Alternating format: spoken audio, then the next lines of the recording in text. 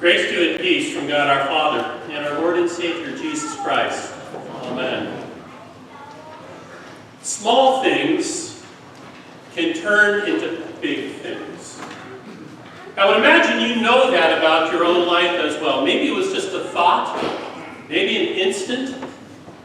Something happened, an epiphany, and it changed everything. I have a story to tell you.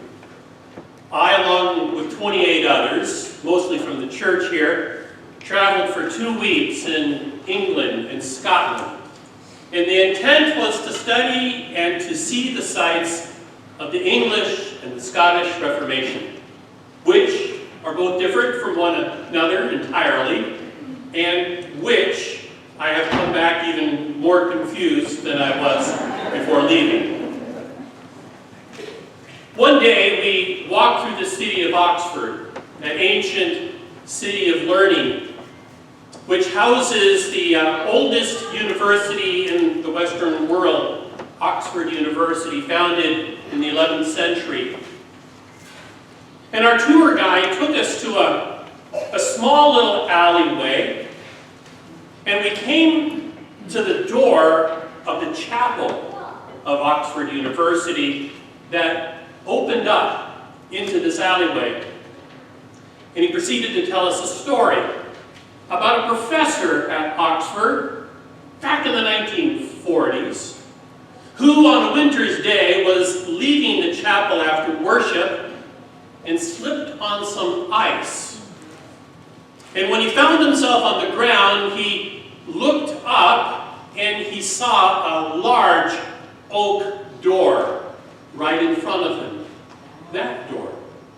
And when he looked even closer, he could see carved into the center of the door the face of a lion. And then he noticed that the two supports of an overhang over the door were carved into them a mythical creature, a faun, playing a pipe. He looked to the right of himself as he was on the ground, and there he saw a solitary lamp post.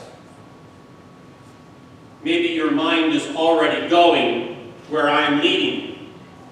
For this individual on the ground had this brain thought of writing a story centered around a lion, including a faun, and especially a lamppost. C.S. Lewis, writing The Lion, the Witch, and the Wardrobe, the beginning of his great Chronicles of Narnia series, which have entertained and illuminated great thoughts for the minds of those who have read from children to adults for many years. But started out small, became huge. Jesus told a couple of parables to describe what the kingdom of God is like. Kingdom of God, he said, is like a mustard seed that becomes a huge tree. Kingdom of God is like, he said, a small bit of yeast that makes bread rise into loaves. And as usual, you have to think about those disciples listening to these words of Jesus, turning to themselves and saying once again, did you understand what he was talking about? For Jesus constantly told stories to engage the minds and the hearts and the lives of those who would listen, so that they would ask of themselves, what exactly is the kingdom of God like? Things that start out small become big. Maybe Jesus is speaking about the intangibles that we all need in our life. Perhaps Jesus is referring to love. How love enters mysteriously, unexpected, and sometimes uninvited into somebody's life, and yet it opens up possibilities and it changes lives, and people become more than what they were simply by being loved. Maybe it's love. Or maybe Jesus is speaking about hope. Everybody needs hope but so many live without it. In darkness, in depression, in fear and anxiety. But should hope emerge, should it be lit like a candle in the darkness, it provides a momentary reprieve from the fears of life.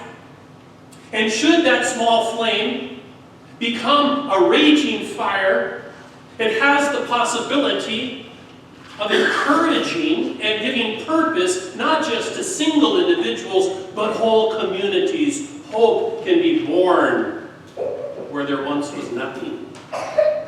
Maybe Jesus is speaking about peace.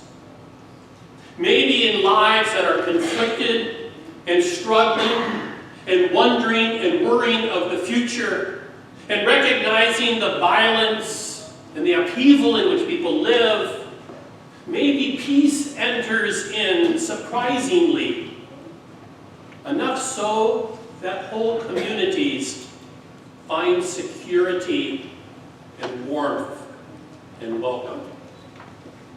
Maybe Jesus is talking about intangibles. However he speaks, one of the greatest definitions that I've ever heard of who Jesus is this. Jesus was God telling stories. For the stories that Jesus told were such that gave license and opportunity for the listener to begin imagining what could be the possibilities and what might be the answers. How could it be that C.S. Lewis, in a mythical story about a speaking and powerful lion who redeems children from the grasp of a wicked witch in a world that is entered into by virtue of a wardrobe, how could C.S. Lewis imagine that such a story would then become entrance for so many to follow, imagining how Christ himself, the Lion of Judah, as we just sang, is indeed the one who comes to redeem us, his lost children. Imagination becomes the key.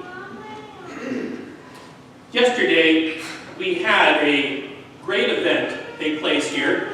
It was an improvisational workshop, an opportunity to learn how to engage in one another's stories so that greater stories can emerge. My friend Michael Seeloff from Los Angeles came up to lead the workshop. Actually, Michael is more Noel Thompson's friend, but I have become a greater friend to Michael and Noel. They grew up together in Fridley, Minnesota. And Michael, you may have seen on television, he has done sitcoms, he's done a multitude of commercials, a seasoned actor. Gave an opportunity to allow us who participated in this workshop to understand that improvisation is about learning teamwork, it's about learning creativity, and it's about gaining self-confidence. So I want to try something a little bit different today. I've asked Michael if he would be a part of an improvisational skit in this worship service, and also have invited a few others to participate as well. I think Joe Harding is going to help out, and Bryson Arnold, and Wyatt Hartman, and Noel Thompson as well. So if all five of you can come up, we have microphones for you to grab a hold of. You're a judge.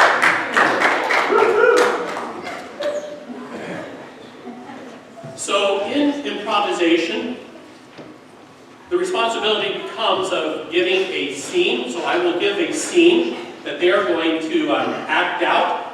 They have 5 minutes. 5 minutes. 15 minutes? Took 15 minutes at the 8 o'clock service to act out this scene, which, by the way, is a different scene than what they acted out at 8 o'clock, and it will be a different scene than what they will act out at the 11 o'clock service. So if you want to attend 11 o'clock service to see, you're welcome to join. So here is your script. The actors are disciples of Jesus. Michael, you're going to be Peter. Joe, you're John. Wyatt, you're James. Bryson, you're going to be Andrew. Can I be Judas? And you are going to be Ralph. Ralph doesn't make it into the Bible a lot, but... Now, you just witnessed Jesus feeding 5,000 people with 2 loaves of bread and 5 fish. There's so much food left over that we're able to collect 12 baskets of leftover food. So you're going to talk about what you just experienced and what does that mean. Woo! That was something. That was crazy! Yeah, that's what I'm saying. I mean, sleight of hand though, he had a robe on, right? No, for Like sure. He that. had a bunch of fish behind him, and Yeah. he just pulled it out. He's like, "Whoa!" Magic. It's magic, right? Magic. Yeah. Yeah, Ralph? What happened? You missed it. I missed it? Ralph, did you sleep in again? Yeah, I was waiting for the hen to crow and it didn't, so. We gotta get you a new hen. Well, what happened? Ralph? What did I miss? I had my head underwater. I was getting baptized. So I get it, you're righteous. yeah. Yeah, well, okay, Ralph, the thing was, is Jesus was like, "Hey y'all, what's up?" I'm paraphrasing. And he's like, "Hey, y'all hungry?" And they're like, "Yeah." And so he took some loaves, made 5,000 people fed with 2 loaves. Wait, 5,000. Well, we didn't count. It's probably, I don't know. I don't know precisely, no one took a census. That's on you. Yeah, and 5 fish. What kind of fish? The red snapper. Yeah. No, you saw some of that when you're underwater, right? I did. Jesus just came down and just scooped. He kept scooping. He just kept scooping. James is there. Yeah. I witnessed it all. We had name tags yesterday. Jimmy, tell me more about it. I mean, you had front row seats. I mean, I'm mean- tall, so I always have to be in the back. I mean, it was crazy. Let me tell you, so you're Jesus, and he was just doing his thing. He was like, and I was like, it's quite a bit of fish, quite a bit of bread. There he went. And there was no spicy mustard on the sandwiches. No. Ate We know you love spicy mustard. man. spicy mustard. That one mustard seed. Yeah. Spawn. Okay, look, that metaphor's never going to catch on. How long were you underwater? Centuries. I think you got the bends. You said the bends, not depends, right?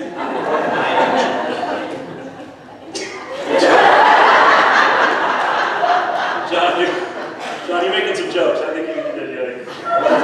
This is good, though. We keep the mood light around here. Yeah. This is, I don't know, Jesus. I have so many questions. One, Jesus, just a minute. But why would he feed all these people? I mean, what was the cost? I would imagine he made a lot of money off of this. What? No, Ralph. You did it for free. No one does anything for free. Ralph doesn't do anything for free. In fact, I don't think you guys would invoice later just for me being here. Your stone tablets were really expensive and not worth it. That bathroom reading, nope. Not into it. Do we each get a basket to take home with us? 12 baskets. So he did it for free. Yes, he did it for Why free. would he do it for free? Because he cares, I guess. He's a loving person. Okay, the tone can be brought down.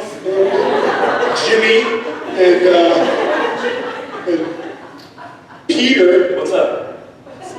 I rock. He used to be as solid as a rock, but not anymore. Yeah. So how about you just Look, I can go back to my geologist job anytime. And I chose to follow Jesus. He's impressing me. I mean, whether it's magic or not, he's feeding people. We'll see how well you follow him later. Okay, what's that supposed to be, right? Listen, I just want to know why you would do something for free. That's That's all I want to know. Answer me that, Riddler. I don't know that term. Well, I think, okay, let's explore this a little bit. I think Jesus was just like, look, you know what? These people, they're hungry, and I should feed them. So, you see a need, you fill it. You see someone maybe asking for change, and you're not going to be like, oh, judgment. You're going to say, oh, cool, let me talk to this person. Let me make eye contact. Let me maybe give them a couple bucks. Denari. Denari. Yeah. Yeah, no, bucks, like, literally deer. So they need to eat, right? So, Mediterranean deer. Yeah. Very exotic type. So I think Jesus just was like, hey, I want to help these people. Simple, right? James knows. I know. Makes sense to me. It's a loving, caring dude. Forever. Just to do it forever. Get everyone. That's right. You've been silent over there. Can't talk much. That's fair. He leads more by example. Nursing a cold. Oh, that's fair. So really not by example, you just have a cold. Jesus serves regardless. He serves regardless of cold. So I don't know. I'm going to write some of this stuff down. I don't know, jot it down in my journal. And Make sure you good. I have water in here. Yeah, that's fair. But yeah, I'm going to think about this. But yeah, it's kind of a cool dude. So, well, I think we're all going to play frisbee golf together at 5. All right. See you later. As we go for 5. Talk to you guys later. All right. All right. Good.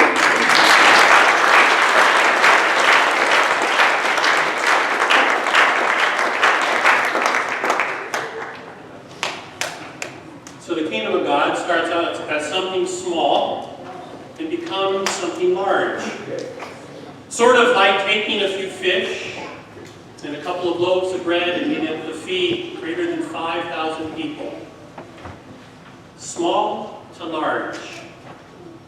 Maybe Jesus is referring not so much to the intangibles like love and peace and hope, as good as those things are. Maybe he is speaking about real things that you can touch and feel and experience. Maybe Jesus is speaking about the church. Maybe it's the church that he recognized was this mustard seed that was going to start out small among 12 individuals, not the brightest, granted, but would become the most incredible driving movement this world has ever known. Maybe it's the church that started out small and now has become large. Or maybe Jesus is speaking about himself. This itinerant preacher who never traveled more than 100 miles from home, who did not come from a family of means, was not formally educated, and yet became the most important, influential person, not just in the Western world, but in the entire world. Or maybe Jesus is talking about you. Maybe you feel at times insignificant. Maybe you have felt that your losses have outnumbered your wins. Maybe you feel your disabilities are greater than your abilities. Maybe at times you consider yourself as someone who has nothing to offer anyone. But with Jesus in you and among you, perhaps you will never know how much you have influenced others, made a difference in others, changed the lives of others. Small things can lead to big things. And there is good news in that promise. The good news is that you are a part of the unfolding story of the kingdom of God. Go. Be a part of something big. Amen. The peace of the Lord be with you always. Thank you. I invite you to rise and share the peace of Christ with those who are near you.